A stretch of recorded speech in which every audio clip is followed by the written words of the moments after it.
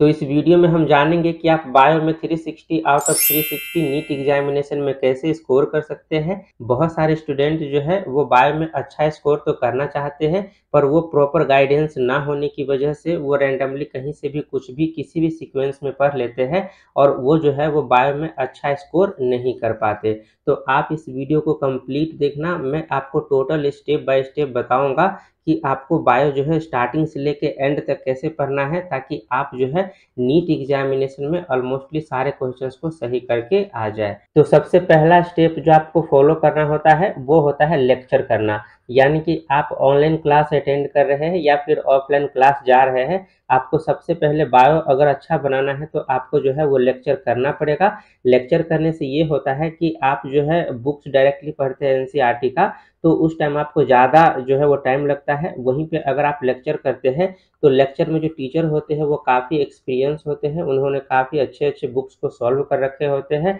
और उन्होंने जो है एनसीईआरटी भी अच्छे से पढ़े होते हैं। इवन बहुत सारे अच्छे टीचर्स जो है उनको तो टिप्स पे जो है वो एनसीईआरटी बायो याद होते हैं, तो वो आपको एक तरीके से एनसीईआरटी या फिर अच्छे बायोलॉजी के जो बुक्स होते हैं उनका आपको जो है निचोड़ दे देते हैं एक लेक्चर में, है ना। तो लेक्चर करने के बाद जो आपको स्टेप 2 फॉलो करना है, ये स्टेप 1 है, और स्टेप 2 जो आपको फॉलो करना है वो आपको जो है एनसीईआरटी का रीडिंग देना है, ठीक है। अगर आप इस स्टेप को रिवर्स में करते हैं, यानी कि पहले एनसीईआरटी रीडिंग करते हैं और फिर लेक्चर करते हैं, तो फिर आपको जो है ये ज़्यादा टाइम कंज्यूमिंग हो जाता है। पर वहीं अगर आप पहले लेक्चर कर लेते हैं और एनसीईआरटी को बाद में रीडिंग करते हैं, तो आपका जो टाइम है वो एनसीईआरटी को समझने में, यानी कि एनसीईआरटी को याद करने में काफ़ी कम टाइम लगता है और काफ़ी कम टाइम में जो है आप एनसीईआरटी के ज़्यादा से ज़्यादा आउटपुट को जो है वो बेनिफिट उठा सकते हैं। तो स्टेप 1 और स्टेप 2 करने के बाद जो है आपका एनसीईआरटी का एक अच्छा खासा जो है ओवरव्यू आ जाता है, यानी कि आप एनसीईआरटी का जो लाइन होता है उसके बारे में आपको ठीक-ठाक जो है वो आइडिया लग जाता है कि किस पैराग्राफ में कहाँ पे क्या लिखा हुआ है। तो उसको, यानी कि जो आपने बहुत सारे पैराग्राफ होता है, आपने देखा होगा कि एनसीईआरटी में पैराग्राफ 1, 2, 3 बहुत सारे पैराग्राफ होता है। तो ये कोई ज़रूरी नहीं होता है कि आपने लेक्चर किया और इसके बाद फिर से एनसीईआरटी रीडिंग किया तो आपके हर पैराग्राफ में, हर लाइन से आपको हर चीज़ें याद हो जाए। तो उसकी आपको टेस्टिंग कैसे करना है, तो टेस्टिंग करने के लिए कि आपको सारे लाइन में सब कुछ याद है कि नहीं एनसीईआरटी में, क्योंकि आपको पता है एनसीईआरटी ही नीट एग्जामिनेशन के लिए सब कुछ होता है, स्पेशली बायो के लिए, क्योंकि वहीं से क्वेश्चंस जो है मोस्टली पूछे जाते हैं। तो आपको स्टेप 3 फॉलो करना है यहाँ पे, और स्टेप 3 में जो है आपको यहाँ पे बहुत ही फेमस और बहुत ही अच्छी बुक आती है बायोहैक, तो इस बुक को आपको जो है सॉल्व करना है। इसमें आपको जो है वो न्यूमेरिकल क्वेश्चंस, यानी कि ऑप्शन वाले जो आते हैं एबीसीडी, ऐसा क्वेश्चंस नहीं मिलेगा। ये इस बुक में जो है आपको सिंपल ट्रू फॉल्स में क्वेश्चंस मिलेंगे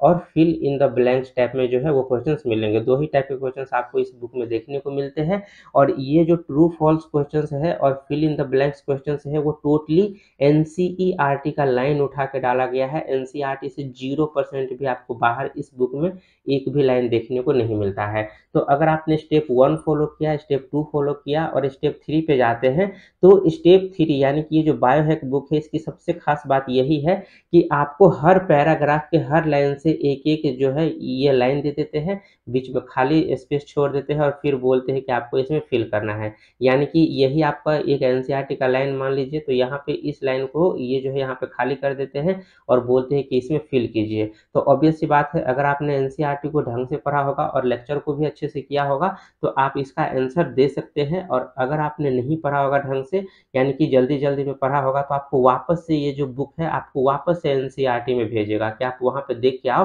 कि इस लाइन में यहाँ पे क्या लिखा है। और इस बुक को आप जितना सॉल्व करते हैं उतनी ही बार आपको बार-बार जो है एनसीईआरटी पे या फिर कभी-कभी आपको जो है वो लेक्चर का भी रेफरेंस लेना पड़ता है। तो इस हिसाब से ये बुक बायोहैक आपको बहुत अच्छा है। तो अब आप कहेंगे कि मैंने स्टेप 1 2 3 कंप्लीट कर लिया, तो क्या मेरा नीट एग्जामिनेशन के लिए बायो का जो लेवल होता है वो क्लियर हो गया, यानी कि इतने काफ़ी है? तो मैं बोलूँगा नहीं, क्योंकि इससे भी नेक्स्ट स्टेप में जो है आपको एनटीए क्वेश्चंस पूछते हैं और उसके लिए आपको स्टेप 4 को फॉलो करना पड़ता है। स्टेप 4 में जो है अगर आपने जो है 1 2 3 को फॉलो कर लिया, तो 1 2 3 फॉलो करने के बाद आपको एनसीईआरटी का लाइन पैराग्राफ अच्छे से तो याद हो जाता है, लेकिन अगर उसी को घुमा-घुमा करके पूछेंगे, यानी कि मल्टीपल चॉइस में, असर्शन रीजन में, इसके बाद मैच द कॉलम में, तो इन सब टाइप के क्वेश्चंस का प्रैक्टिस आपको स्टेप 1 टू 3 से तो होने वाले नहीं है और नीट में आपको इस टाइप के क्वेश्चंस आएंगे। इस टाइप के क्वेश्चंस की प्रैक्टिस करने के लिए सबसे बेस्ट बुक है वो है एमटीजी फिंगर टिप्स। इससे फिलहाल अच्छी बुक तो मेरे को नहीं लगा क्वेश्चंस प्रैक्टिस के लिए बायो का,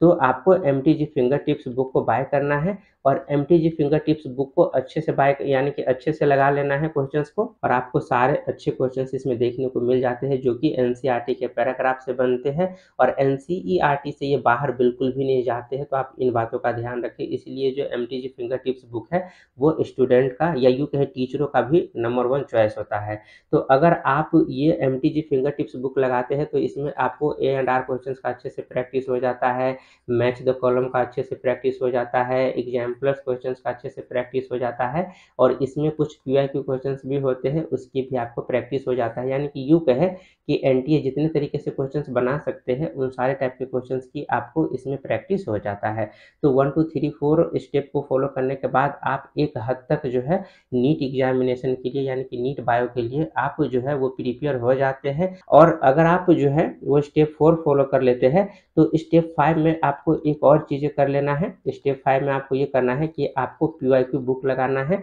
आप अगर इस साल देख रहे हैं तो आपको 36 ईयर लगाना है, नेक्स्ट ईयर देख रहे हैं इस वीडियो को तो 37 ईयर या फिर 38 ईयर, इसी तरीके से जो भी साल आप इस वीडियो को देख रहे हैं तो उस साल के अकॉर्डिंग आप जो है प्रीवियस ईयर का बुक जो है इस 4 स्टेप को कंप्लीट करने के बाद 5 स्टेप को आपको लगाना है। इससे आपको एक कॉन्फिडेंस आ जाएगा क्योंकि ऑब्वियस सी बात है इन सारे स्टेप को फॉलो करने के बाद 1 2 3 स्टेप को फॉलो करने के बाद स्टेप 5 में अगर आप प्रीवियस ईयर के क्वेश्चंस लगाएंगे तो आपको इजीली सारे क्वेश्चंस लग जाएंगे, बिल्कुल भी डाउट नहीं आएंगे। तो इन सारे स्टेप को फॉलो करने के बाद लास्ट में एक स्टेप बच जाता है वो ये कि आपको जो है टेस्ट ज़रूर देना है। आपके जो भी कोचिंग है चाहे वो ऑनलाइन कोचिंग है तो आप ऑनलाइन टेस्ट दीजिए और अगर आपका ऑफलाइन कोचिंग है तो आप ऑफलाइन कोचिंग का टेस्ट दीजिए और रेगुलर दीजिए। तो ये जो स्टेप 6 है 1 2 3 6 स्टेप अगर आप इसको सीक्वेंसली ईमानदारी के साथ 1 ईयर या फिर अगर आप 11th के साथ तैयारी करते हैं तो 2 ईयर अगर आप इसको देते हैं तो आपका 360 आउट ऑफ 360 जो है वो बायो में आ सकता है और बहुत सारे स्टूडेंट जो है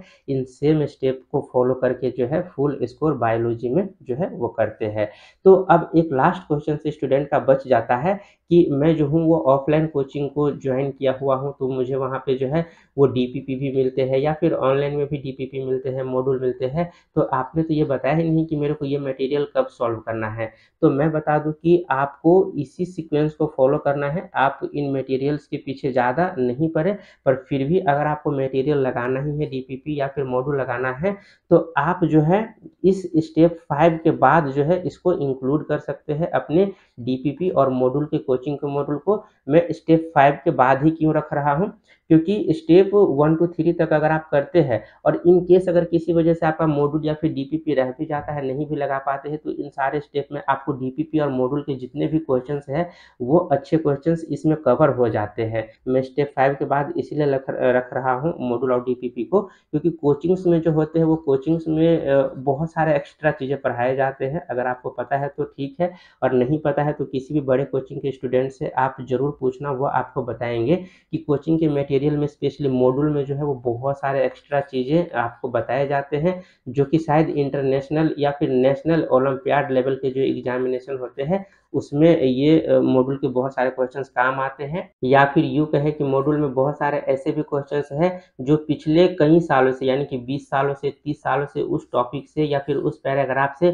कभी क्वेश्चंस आए ही नहीं है। तो ऑब्वियस सी बात है नेक्स्ट ईयर भी आने के चांसेज ना के बराबर है, लेकिन फिर भी उस टॉपिक पे आपको मॉड्यूल में भर भर के क्वेश्चंस मिलते हैं क्योंकि कोचिंग वाले कभी नहीं चाहते हैं कि नीट एग्जामिनेशन में कोई भी ऐसे क्वेश्चंस आए जो उसके मॉड्यूल से ना हो और इसी वजह से उसके मॉड्यूल में बहुत सारे एक्स्ट्रा चीज़ें जो है वो भर भर के डाल दिए जाते हैं। लेकिन बुक्स वालों को इनसे कोई फ़र्क नहीं पड़ता है, इनको आपको बस एनसीईआरटी कवर करवाने होते हैं। तो बुक्स में जो है आपको उतनी ही चीज़ें मिलती है जितने कि एनटीए के लिए जो है वो रिक्वायर्ड होते हैं और ये सिलेबस के अकॉर्डिंग जाते हैं। जो भी बुक होते हैं सिलेबस से बाहर बिल्कुल भी नहीं जाते हैं, नहीं एनसीईआरटी से। बाकी इस वीडियो से रिलेटेड कोई भी डाउट है कि आपको बायो में इसके जगह पे यानी कि एमटीजी की जगह पे कोई और बुक यूज करना है, बायो की जगह पे आपको जो एलन का फास्ट ट्रैक आता है वो यूज करना चाहिए कि नहीं, तो इन सारे तरीके तरीके के अगर आपके डाउट्स रह जाते हैं तो आप मेरे से जो है वो कमेंट सेक्शन में पूछ सकते हैं, मैं आपको वहाँ पे ज़रूर रिप्लाई करूँगा। और कमेंट सेक्शन में ही आपको जो है मेरे टेलीग्राम का लिंक मिल जाएगा, तो आप टेलीग्राम पे भी मुझे फॉलो करके वहाँ पे मुझे जो है वो टेक्स्ट मैसेज करके अपने डाउट जो है वो पूछ सकते हैं, मैं आपको वहाँ भी गाइड कर दूँगा। मिलते हैं नेक्स्ट वीडियो में, तब तक इस चैनल को सब्सक्राइब कर लें। अपने हेल्थ का ख्याल रखें। Bye bye.